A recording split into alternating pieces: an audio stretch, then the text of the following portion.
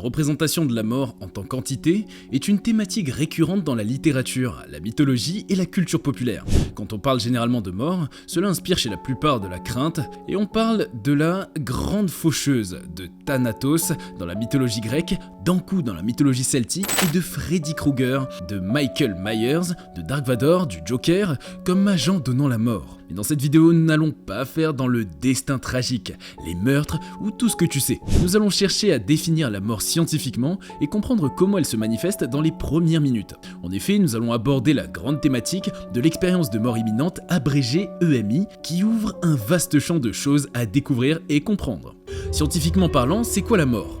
Déjà, la définition de la mort en science médicale repose généralement sur deux concepts principaux, la mort clinique et la mort biologique. La mort clinique est associée à l'arrêt des fonctions cardiaques et respiratoires, mais les avancées technologiques permettent parfois une réanimation temporaire. Ainsi, la mort cérébrale est souvent utilisée pour définir de manière plus précise la fin de la vie. La mort cérébrale est déclarée lorsque toutes les fonctions cérébrales, y compris celles du tronc cérébral, cessent de manière irréversible. Cela se traduit par l'absence totale d'activité électrique mesurable dans le cerveau, et la mort cérébrale est considérée comme un critère plus fiable, car il est peu probable qu'une personne récupère après un tel état. En outre, la mort biologique englobe l'arrêt de toutes les fonctions biologiques de l'organisme, dépassant ainsi la simple activité cérébrale. Cette perspective plus large inclut des processus cellulaires et métaboliques. Il convient de noter que la définition de la mort peut également être influencée par des facteurs éthiques, culturels et religieux. Les différences culturelles peuvent donner lieu à des interprétations variées, certaines mettant l'accent sur la préservation des organes vitaux pour déterminer la vie ou la mort, tandis que d'autres adoptent des critères plus holistiques. Mais nous n'irons pas sur ce vaste terrain des particularités. Je veux juste que vous découvrez que la science, de par l'acharnement de l'homme à vouloir comprendre le phénomène, s'approche un peu plus de ce qu'est la mort. Enfin, même si pour certains ce serait un pas sur 1000, ça reste un pas. En effet, de par leurs multiples expériences, des scientifiques sont arrivés à découvrir quelques réponses à ce qu'est la mort imminente. La science peut-elle expliquer les expériences de mort imminente ? On compte par milliers le nombre de personnes ayant déjà vécu une expérience de mort imminente. Pour faire très simple, cela se produit quand quelqu'un est très près de mourir, mais revient ensuite à la vie. Socrate, le philosophe, à la fin de la République de Platon, Socrate raconte le mythe d'Hère, l'histoire d'un guerrier nommé Hère qui a été tué au combat. 12 jours plus tard, il est revenu à la vie et a expliqué qu'il avait quitté son corps pour visiter un endroit mystérieux où les gens étaient jugés pour leur action. Et là tu te dis que ce n'est qu'une légende ou encore un récit religieux pour conditionner les personnes. Sauf que de vraies personnes, réelles comme toi et tes potes, partout dans le monde et à différentes époques, ont partagé des histoires similaires. Lorsqu'elles frôlent la mort, beaucoup disent qu'elles se sentent libérées de leur corps, entrant dans un autre monde. Certaines décrivent un passage sombre jusqu'à une lumière éclatante, revivant des souvenirs en détail. Et c'est ce que les scientifiques appellent expérience de mort imminente. Les personnes qui survivent à de graves blessures à la tête ou à un arrêt cardiaque sont plus susceptibles de les vivre.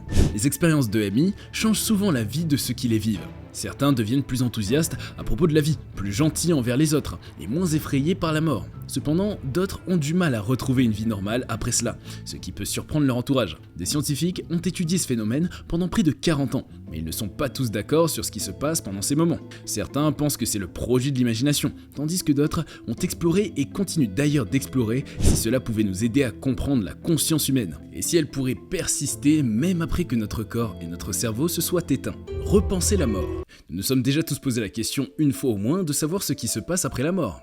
Eh bien, c'est une réalité que l'humanité connaît et a en commun depuis toujours. Essayez de savoir ce qui se passe après la mort. Les anciens peuples de Sungir en Russie, il y a environ 34 000 ans, enterraient leurs morts avec des perles et des objets jolis, suggérant qu'ils avaient une idée de la vie après la mort. Et comme on peut bien l'imaginer, les histoires sur les expériences de mort imminente sont également vieilles, mentionnées dans des endroits comme le livre des morts égyptiens, le Bardo Todol ou le livre des morts tibétains, la Bible et même les écrits d'Ernest Hemingway.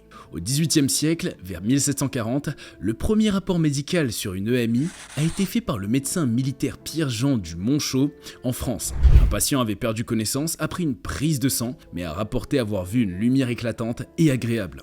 Du Monchaux pensait que cela était dû à un afflux excessif de sang dans le cerveau. La recherche sérieuse sur les EMI a commencé plus tard, plus de 200 ans plus tard. C'est d'ailleurs le psychiatre Raymond Moody, à travers son livre Life After Life, qui invente le terme expérience de mort imminente en 1975. Depuis, des études ont confirmé que les gens qui ont vécu des EMI partagent des expériences similaires, comme un sentiment de paix, des rencontres avec des proches décédés et l'impression d'atteindre un point de non-retour. Sam Parnia, professeur agrégé britannique de médecine au NYU Langone Medical Center, où il est également directeur de recherche sur la réanimation cardio-pulmonaire, explique que lorsque le cœur, les poumons et le tronc cérébral cessaient de fonctionner, la mort était inévitable. Les médecins déclaraient souvent la mort au moment où le cœur arrêtait de battre. Cependant, en 1960, juste 15 ans avant que Moody ne popularise l'EMI, une technique appelée réanimation cardio-pulmonaire RCP émergeait et allait changer la donne.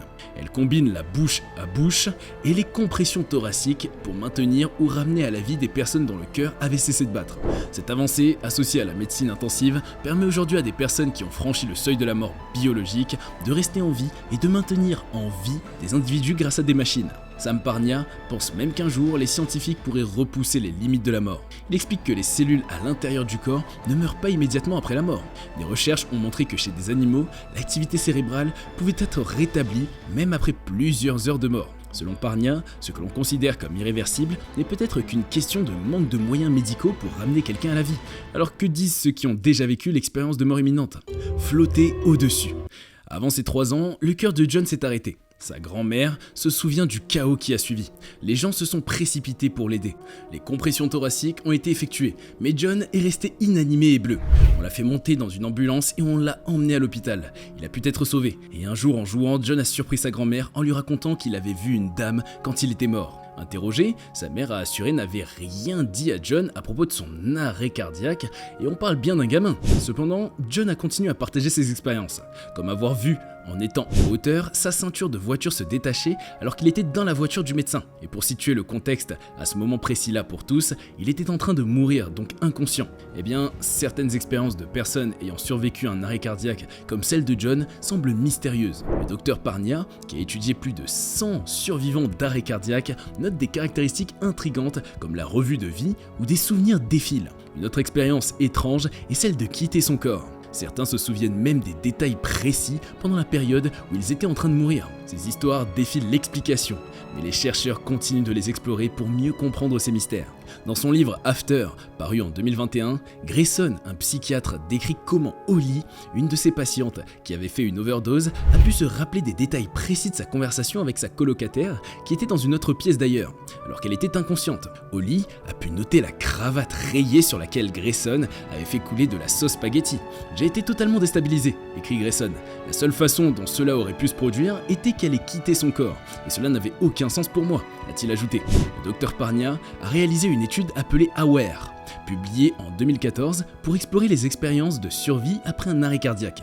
Pour tester les rapports des survivants, des images ont été placées au fond des salles d'urgence que les patients pourraient voir s'ils se trouvaient en dehors de leur corps. Sur les 101 survivants interrogés, près de la moitié n'ont rapporté aucune conscience pendant leur état d'inconscience. 46% ont décrit des souvenirs détaillés, comme voir des animaux ou ressentir une peur intense, différent des expériences typiques de près de la mort.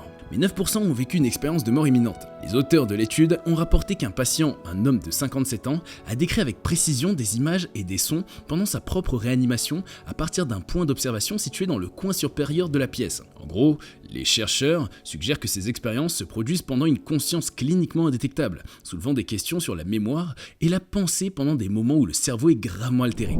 Ainsi, nous venons au terme de cette vidéo qui nous aura permis de découvrir et comprendre l'expérience de mort imminente qu'ont vécu certaines personnes parmi nous. J'aimerais t'inviter à liker la vidéo et à t'abonner. Surtout active la cloche de notification pour ne pas manquer les prochaines vidéos.